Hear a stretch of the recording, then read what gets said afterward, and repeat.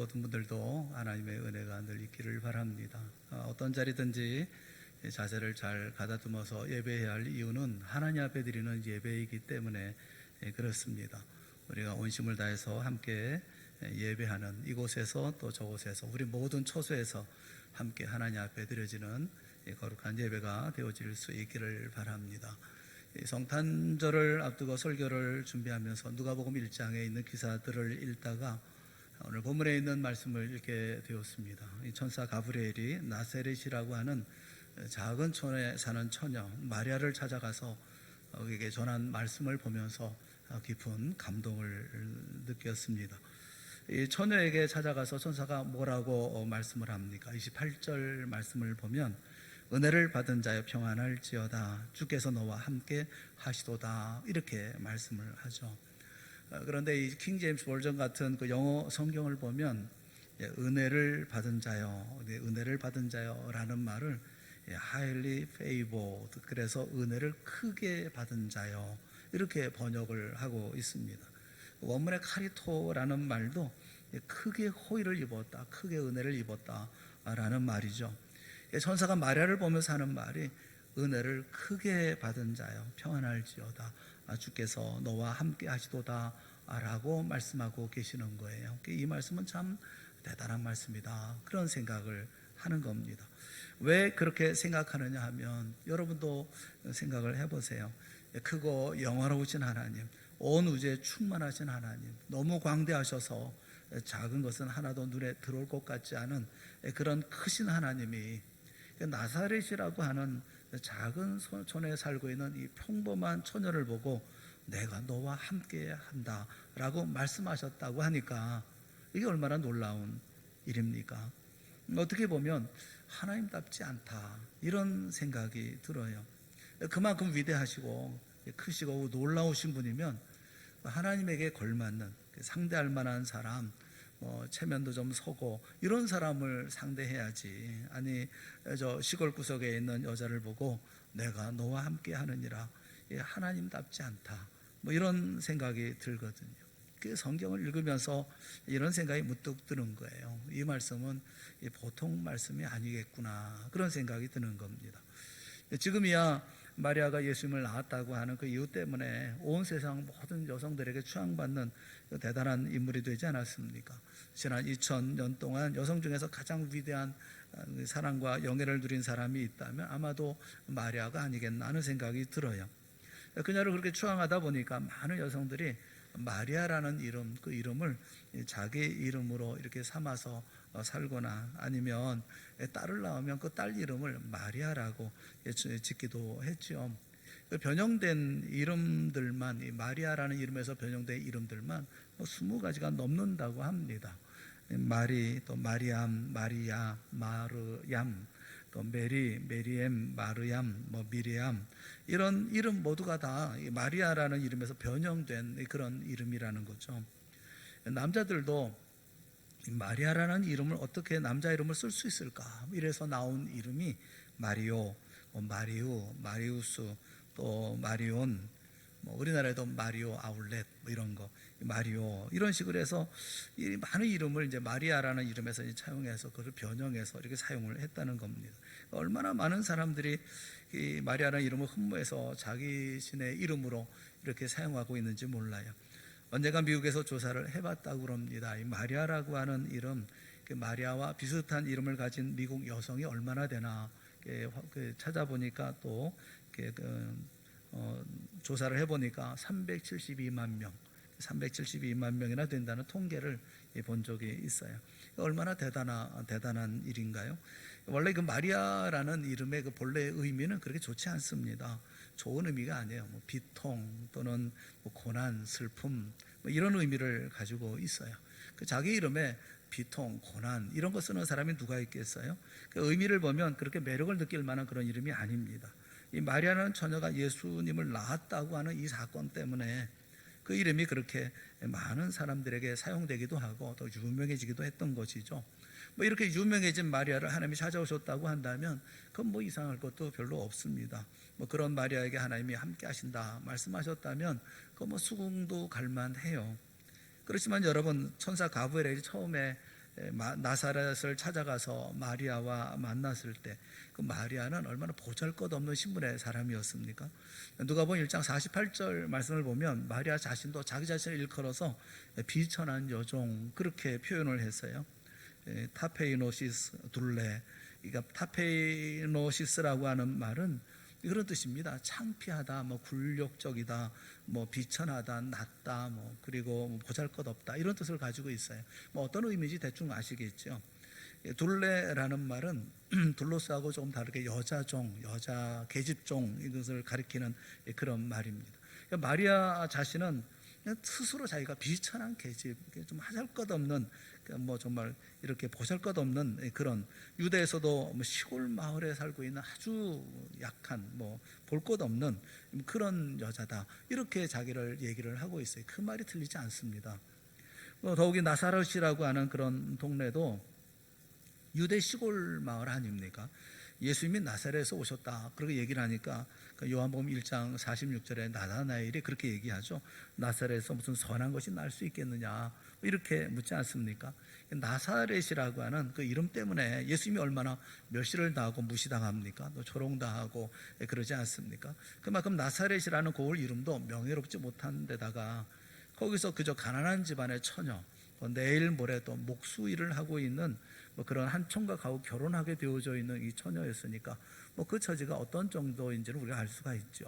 뭐 아시다시피 이 옛날에 집이라는 것이 그 허름한 집, 사실 뭐 집안에 들여놓을 것도 별로 없잖아요. 굴뚝이 없는 집에서 살았으니까 집안은 전부 다 그 시꺼먼덩이로 다 가득하고 뭐 그래봐야 뭐 문짝이나 있고 뭐 가구 조금 있는 그런 데서 그 목수로 산다는 게 얼마나 힘든 삶을 살았겠어요. 그러니까 목수는 다 제자리에 있으면서 누가 가져오는 게 아니라 다 돌아다니면서 이제 소리 질러가면서 고칠 거 있으면 이제 가져오라고 얘기해서 먹고 사는 사람이니까 뭐 모찌라고 대패질하고 살아가면서 뭐 하루하루 먹고 사는 목수직을 가지고 있는 사람이 뭐 그리 대단한 사람이겠습니까?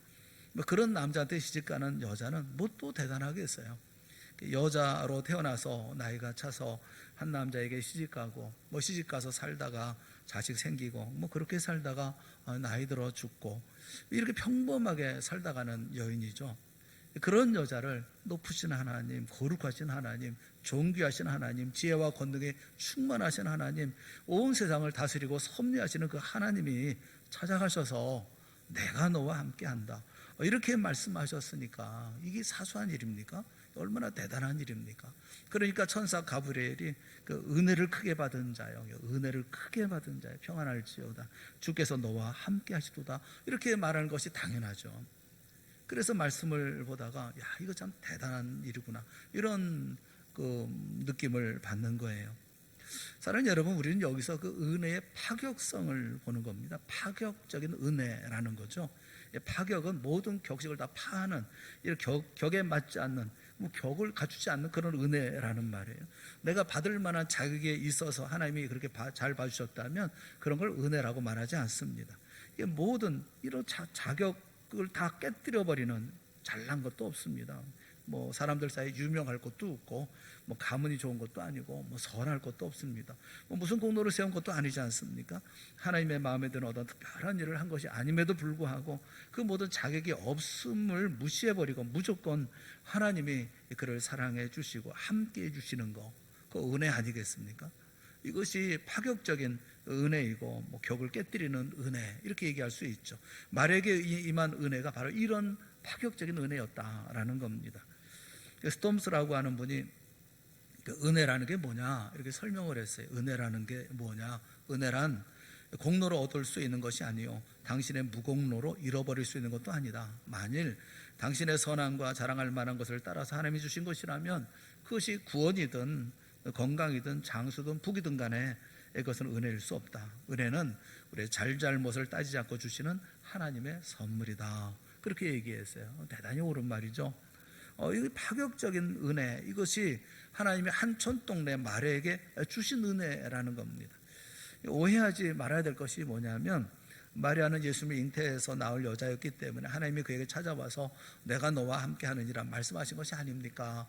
그렇게 생각할 수도 있어요. 그러나 성경을 여러분 가만히 보시면 또 하나님의 놀라운 섭리를 염두에 두고 생각해 보면 예수님을 낳을 처녀이기 때문에 찾아와서 내가 너와 함께한다라는 의미가 아니라는 것을 우리가 알 수가 있죠. 이미 벌써 오래전부터 마리아가 세상에 태어나기 전부터 마리아의 신분 여하를 다 막론하고 하나님은 그를 아셨고 그를 사랑하셨고 마리아가 자신도 모르는 시간부터 하나님은 그와 함께 하셨다는 것, 그리고 지금도 함께하고 계시다고 하는 것을 말씀해 주고 있는 것이거든요. 이것이 파격적인 은혜라고요. 하나님에게서만 찾을 수 있는 것, 그게 은혜입니다.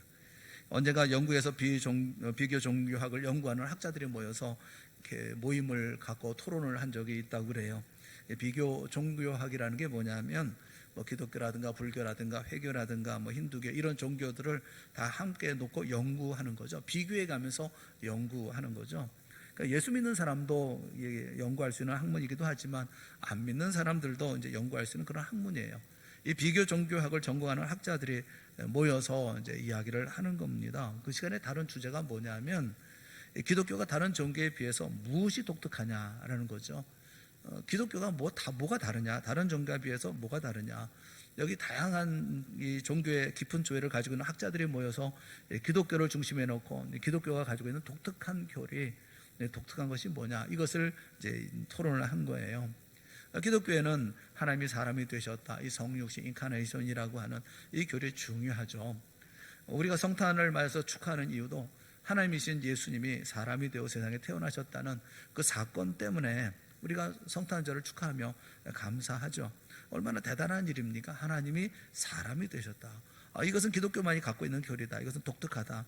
이렇게 생각할 수 있는데 비교 종교학자들의 말에 의하면 다른 종교에도 신이 사람이 되었다는 이야기는 조금 내용이 다를 뿐 다 있다고 그래요. 그러니까 꼭 기독교만의 독특한 교리라고 할 수는 없죠. 예수님이 사흘 만에 부활하셨다. 이 부활은 기독교의 중심이기도 하고 기독교의 생명이기도 하죠.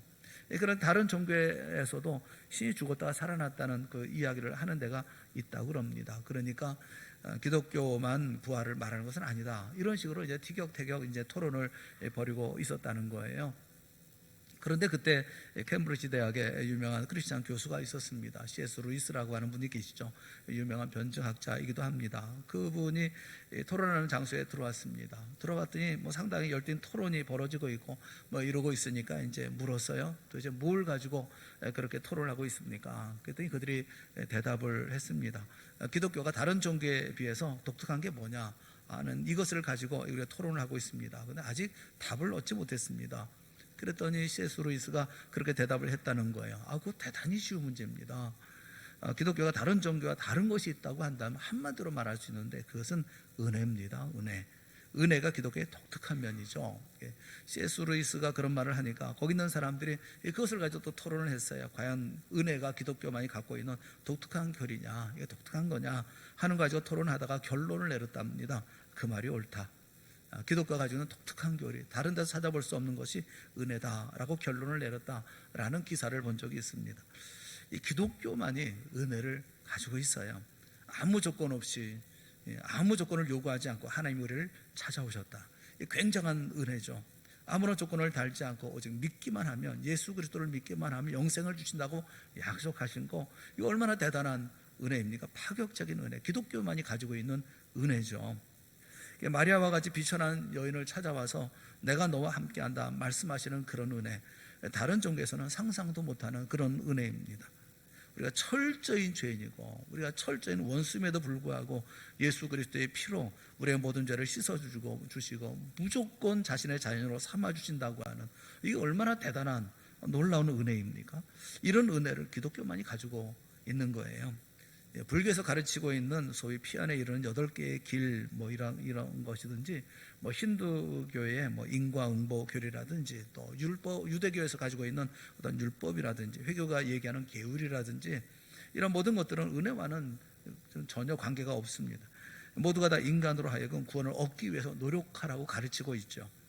인간이 스스로 구원을 쟁취하라고 가르치지 하나님이 찾아오셔서 손수 구원해 주시고 인간이 어떤 노력도 요구하지 않는 이런 은혜는 다른 종교에는 보이지 않습니다.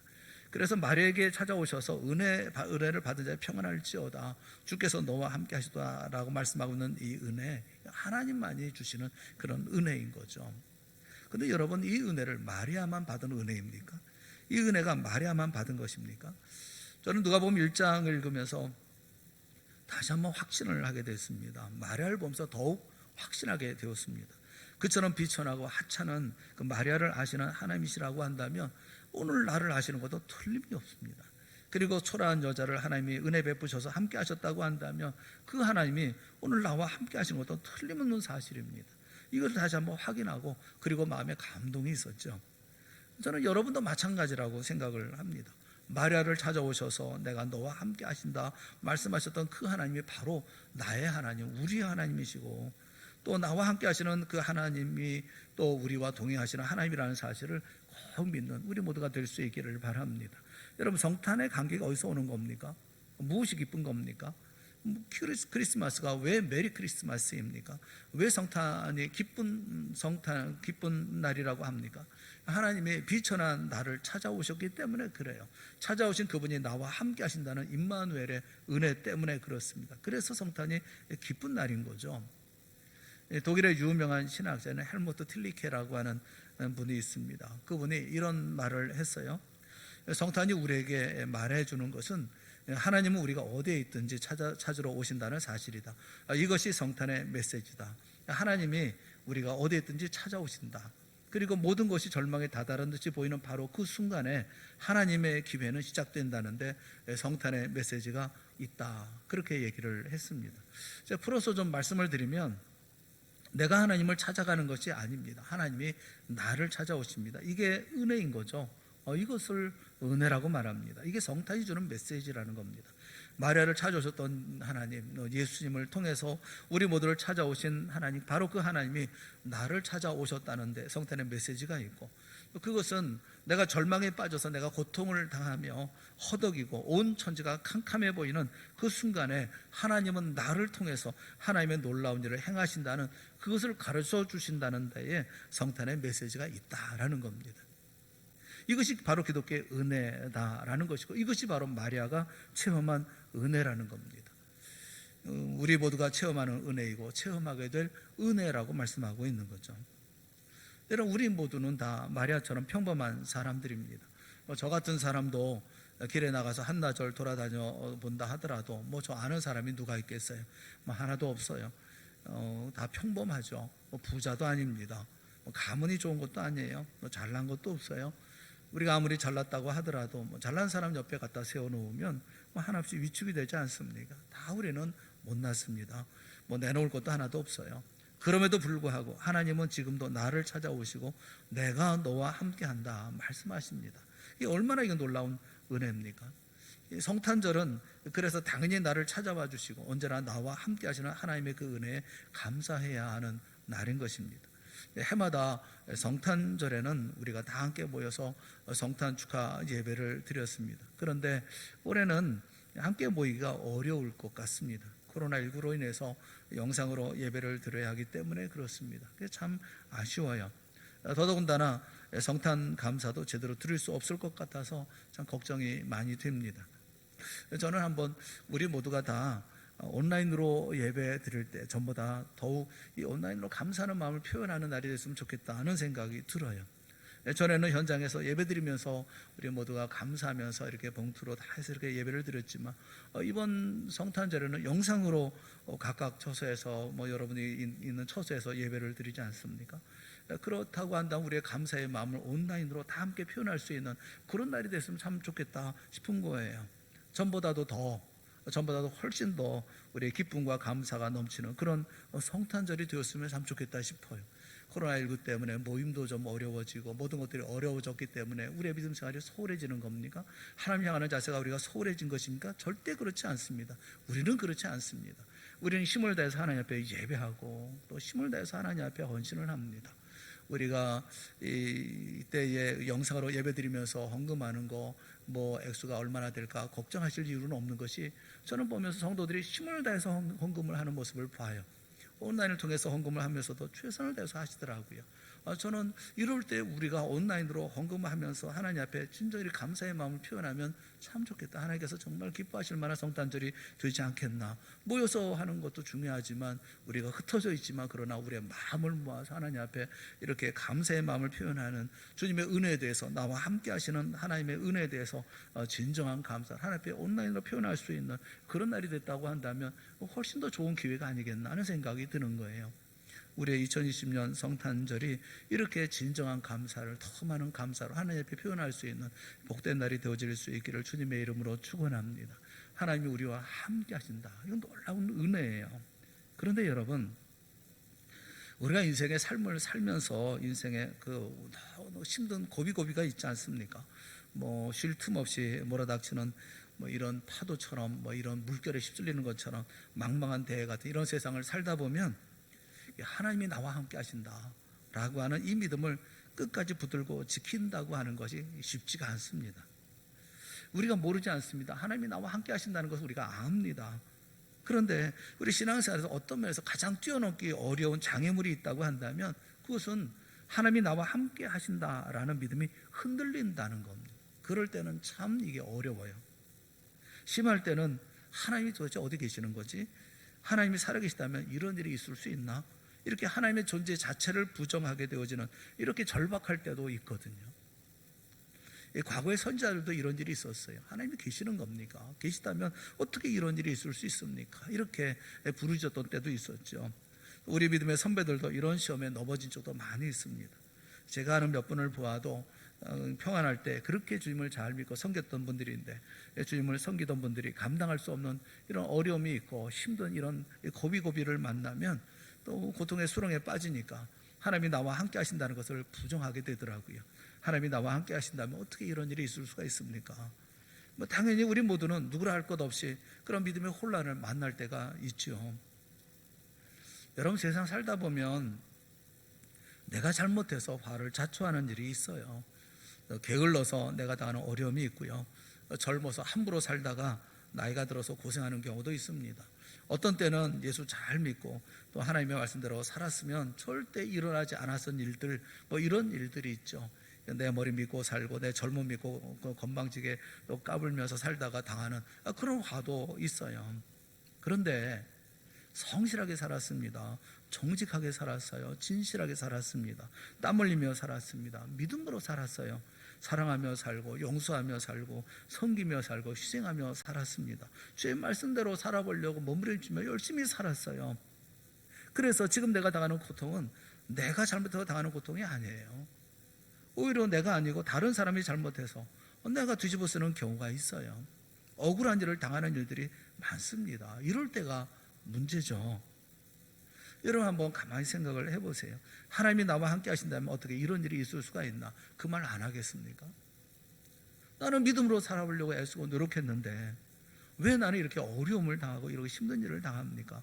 하나님이 나와 함께 하신다면 어떻게 이런 일이 있을 수가 있겠습니까?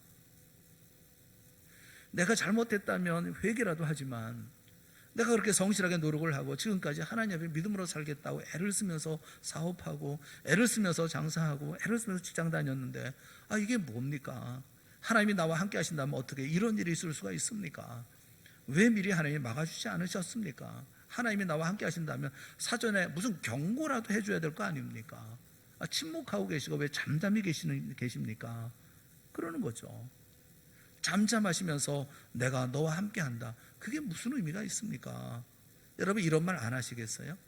누구나 다 그런 시험에 빠질 수가 있는 겁니다. 하나님이 나와 함께 하신다는 것을 사실로 받아들이기에는 너무나 상황이 모순된다, 그 말이에요. 우리 가운데도 아마 이런 시험에 빠져 계신 분도 계실 것입니다. 사랑하는 여러분, 오늘 하나님이 여러분에게 말씀하시는 것이 있어요. 오늘 본문을 통해서 말씀하시는 그 말씀을 여러분 꼭 들을 수 있기를 바랍니다. 말씀을 귀를 기울여서 또 그래도 꼭 여러분 마음속에 챙겨 담아 주시기를 꼭 부탁을 드려요. 하나님이 우리에게 뭐라고 말씀하시는 것입니까? 그럼에도 불구하고 나는 너와 함께한다 말씀하고 계시는 거예요. 그럼에도 불구하고 나는 너와 함께한다. 여러분, 이건 믿어야 됩니다. 이건 믿어야 됩니다. 하나님은 사람들이 소위 운명이라고 말하는 것까지 다 통제하시는 분이십니다. 지배하시고 그리고 전능하신 만유의 하나님이십니다. 이 모든 것을 다 이루시는 하나님이시죠. 우리의 머리털까지 다 헤아리신다고 말씀을 하셨어요. 여러분 이것을 믿습니까? 우리는 우리 머리카락이 몇 개인지도 모르잖아요. 그런데 우리의 머리카락이 몇 개인지도 헤아리시는 분이 하나님이시라고 말씀을 하십니다. 여러분 참새가 한 마리 푸드득 떨어지는 것도 하나님의 허락 없이는 절대로 떨어지지 않는다고 말씀하고 있어요. 그만큼 하나님은 모든 만물을 통제하고 계시고 그 만물 가운데 일어나는 모든 것을 다 간섭하고 계시고 다 알고 계신다고 말씀하고 있어요. 이 하나님이 지금 나와 함께 하신다는 겁니다. 그렇다면 나에게 지금 일어나는 이 고통 하나님이 모르고 계시는 겁니까? 그럴 일은 없습니다. 갑자기 어느 하루아침에 불어닥친 이 어려움 하나님이 모르고 계셨을까요? 천만의 말씀입니다. 하나님은 알고 계십니다. 그러면 왜 나에게 이와 같은 일이 일어나는 것입니까? 하나님이 나와 함께 계시는데 왜 이런 일이 일어납니까? 대답은 간단합니다. 하나님이 허락하셨기 때문에 그렇습니다. 여러분 이거 받아들일 수 있습니까? 하나님이 허락하시니까 그 일이 일어나는 겁니다. 우리 입에 쓰지만요, 그러나 나에게 유익하다고 하나님이 판단하시면 허락하십니다. 그게 하나님의 방법입니다. 그래서 성경에는 모든 것이 합력하여 선을 이룬다라고 말씀하고 계시는 거예요. 하나님이 판단하실 때 이 좁고 험한 길을 걸어가는 것이 결과적으로 나에게 선이 되고 하나님께 영광이 된다고 판단하시면 하나님은 다 알고 계시지 않습니까? 끝을 다 보고 계시니까 그렇게 판단하시면 하나님은 아무 말 안 하시고 그냥 우리를 그 길로 밀어 넣으십니다. 밀어 넣으시면서도 한마디 설명 없으시고 뭐 미안하다, 뭐 잘 견뎌라, 뭐 이런 위로나 격려의 말씀도 안 하셔요. 마지막 끝이 이렇게 될 테니까 라고 하면서 무언가 암시도 안 해주십니다. 그냥 우리를 밀어 넣으셔요. 그리고 가만히 계십니다. 여러분 이 제가 드린 말씀을 뒤집어 한번 말씀을 드릴게요. 이 말씀을 뒤집으면 어떤 얘기가 되느냐 하면 하나님은 우리에게 선이 되고 우리에게 복이 되지 않는 일을 일체 허락하지 않으신다는 거예요. 하나님이 우리가 허락하시는 일은 우리에게 선이 되고 복이 되고 하나님께 영광이 되는 일이기 때문에 허락하시는 거예요. 그 말을 뒤집으면 우리에게 선이 되지 않고 우리에게 복이 되지 않냐고 우리에게 유익이 되지 않냐고 하나님께 영광이 되지 않으면 하나님 일체 허락하지 않으십니다. 왜냐하면 하나님이 우리와 함께 하시기 때문에 그렇습니다. 그래서 나에게 일어난 모든 일은 하나님의 허락과 함께 일어나는 거예요. 하나님의 허락 없이 우리에게 일어날 수 있는 일은 아무것도 없어요. 욥이 시험을 당할 때에도 하나님의 허락이 있었어야 시험이 됐었던 겁니다. 욥에게는 큰 고난이 있었고 고통이 있었지만 하나님의 허락 없이는 그 하나도 할 수가 없었어요. 오늘 내게 오는 모든 어려움이 있다 하더라도 하나님이 나와 함께 하시기 때문에 일어나는 일이요, 하나님의 허락이 있다는 사실을 우리는 믿어야 되는 겁니다. 여러분 요셉을 보면 알지 않습니까? 형들이 그 나이 어린 요셉을 질투하고 미워해서 결국 노예로 팔아먹지 않습니까? 이 요셉의 별명이 뭔지 아십니까? 이 요셉의 별명이 임마누엘입니다. 하나님이 나와 함께 하시다.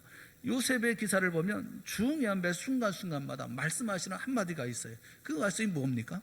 여호와께서 그와 함께 하시니라. 여호와께서 그와 함께 하시니라. 그 말이에요. 그래서 요셉의 별명이 임마누엘이에요. 어린 요셉에게 하나님이 그와 함께 하셨다고 한다면 왜 형들이 잔인하게 그 동생을 노예로 팔아먹는 그 자리에 하나님은 침묵만 하고 계셨을까요? 하나님 그때 뭐 하셨습니까? 형들이 동생을 구덩이에 집어 던질 때, 그리고 형들이 구덩이에서 동생을 끌어내서 울부짖고 형님들 살려주세요, 살려주세요, 내가 잘못했어요, 한 번만 살려주세요, 몸부림치는 동생을 눈 하나 깜짝하지 않냐고 팔아먹을 때 하나님은 뭐 하셨냐고요? 그럼에도 불구하고 성경은 이렇게 말씀합니다. 여호와께서 요셉과 함께 하시니라 라고 말씀하셔요. 하나님은 요셉에게 한마디 말씀도 안 하십니다. 15년 이상의 시간 동안도 한마디도 안 하십니다. 왜 그런 일을 당하는지 이유 설명하지도 않으십니다. 그런데 오랜 시간이 지나고 나서 드디어 요셉이 발견하죠. 아하, 하나님이 나에게 이 잔인하고 피눈물 쏟지 않을 수 없는 이 고통을 허락하신 이유가 바로 여기에 있었구나. 하나님 감사합니다, 하나님을 찬송합니다, 하나님 고맙습니다, 이렇게 하는 사람, 이렇게 고백하는 사람으로 바뀌었잖아요. 우리 창세기 50장 20절에 있는 말씀을 우리 한번 다 같이 읽어봤으면 좋겠어요. 다 같이 봅시다. 시작. 당신들은 나를 해하려 하였으나 하나님은 그것을 선으로 바꾸사 오늘과 같이 많은 백성의 생명을 구원하게 하시려 하셨나니. 아멘. 여러분 보세요. 형님들이요, 당신들은 나를 해하려 했고 사실 많은 해를 끼쳤습니다. 그런데 이제 와서 보니 그것은 하나님의 악을 손으로 바꾸어서 나도 살고 당신들도 살도록 하기 위해서 작정하신 일, 허락하신 일이었습니다 라고 요셉이 고백하죠. 왜 이런 일이 일어날 수 있었습니까? 하나님이 요셉과 함께 하셨기 때문에 그렇습니다. 하나님이 요셉과 함께 하셨기 때문에 있었던 일입니다. 사랑하는 성도 여러분, 하나님은 우리에게도 그렇게 해주실 줄로 믿습니다. 한동안은 하나님의 뜻이 무엇인지 몰라 헤맵니다. 요셉이 한동안 헤매죠. 우리도 헤맵니다. 왜 부도가 났는지, 왜 이렇게 생활이 갑자기 어려워졌는지, 왜 이렇게 직장을 얻지 못해서 방황을 해야 하는지, 왜 이렇게 병을 주셨는지, 왜 이런 고통을 주셨는지, 이런 각가지 어려움을 당하면 헤매죠. 뜻으로 할 수가 없죠. 기도도 잘 나오지를 않아요. 하나님하고 울부짖다가도 속에서는 화가 납니다. 그래서 사랑하는 여러분, 하나님의 이런 일을 나에게 허락하신 것에는 분명히 하나님의 선한 뜻을 갖고 계시다는 믿음을 우리는 가지고 있어야 합니다. 이게 우리의 믿음이에요. 이게 우리가 가져야 할 믿음인 거예요. 이 고난이 나중에는 축복으로 바뀐다는 믿음을 우리는 꼭 가지고 계셔야 합니다. 왜 그렇습니까? 하나님이 나와 함께 하시기 때문에 그래요. 여러분이 알던 모르던 하나님은 여러분과 함께 하십니다. 이거 안 믿으면 안 되는 거예요. 시편 30편 5절 말씀에 보면 그의 노염은 잠깐이요 그의 은총은 평생이로다. 저녁에는 울음이 깃들일지라도 아침에는 기쁨이 오리로다 말씀합니다. 오늘 밤에 울음이 우리 가정에 깃들일지라도 그러나 내일 아침에는 기쁨이 찾아온다는 것을 믿는 우리 모두가 될 수 있기를 주님의 이름으로 축원합니다. 시편 126편 5절과 6절 말씀에 눈물을 흘리며 씨를 뿌리는 자는 기쁨으로 거두리로다. 울며 씨를 뿌리러 나가는 자는 반드시 기쁨으로 그 곡식단을 가지고 돌아오리로다 말씀하고 있어요. 눈물로 씨를 뿌리러 나가는 사람은 기쁨으로 단을 가지고 오게 될 것이라는 것을 꼭 믿는 우리 모두가 될 수 있기를 주님의 이름으로 축원합니다. 왜 그렇습니까? 하나님이 나와 함께 하시기 때문에 그런 거예요. 믿음이 겨자씨만큼만 있어도 산을 옮긴다고 말씀하고 있는 그 말씀이 맞아요. 생각해보니 그렇더라고요. 믿음이 있다고 한다면 그 작은 믿음, 겨자씨만한 믿음, 하나님이 나와 함께 하신다는 그 작은 믿음만 가지고 있어도 우리는 산을 옮기는 삶을 살아갑니다. 인생이 그런 삶을 살아갈 수 있는 거 아니겠어요? 나에게 허락된 이 고통도 선한 뜻을 가지고 허락된 것이라는 믿음이 항상 고백되는 우리 모두가 될 수 있기를 주님의 이름으로 축원합니다. 이게 예수 믿는 사람들이 세상 사람과 다른 차이점이거든요. 사랑하는 성도 여러분, 우리에게는 여러 가지 어려운 고통이 있어요. 또 앞으로 우리가 예상하지 못한 어떤 고달픈 삶이 닥쳐올지도 모릅니다. 그런데 여러분 꼭 믿으시기를 바랍니다. 어떤 상황을 만나도 어떤 상황에 처해도 하나님이 나와 함께 하신다는 것을 의심하지 않는 우리 모두가 될 수 있기를 바랍니다. 어려워지면 어려워질수록 그렇게 고백하세요. 그럼에도 불구하고 하나님은 나와 함께 하신다. 그럼에도 불구하고 하나님은 우리와 함께 하신다. 나와 함께 하시는 하나님이 허락하셨기 때문에 내가 이런 고통을 당하는 것이야. 하나님이 허락하신 고통이면 여기에는 선이 있어. 여기에는 복이 숨어 있어. 그래서 인내하고 눈물을 흘리며 씨를 뿌리며 기다리면 하나님이 이 고난을 통해서 나를 축복해 주실 것이야. 우리를 축복해 주실 것이야. 내 가정을 축복해 주실 것이야. 우리의 미래를 축복해 주실 것이야. 하나님이 영광을 받으실 것이야. 이런 고백을 여러분이 쉼없이 하시면 하나님이 그 믿음대로 응답해 주시는 역사를 경험하게 되어질 줄로 믿습니다.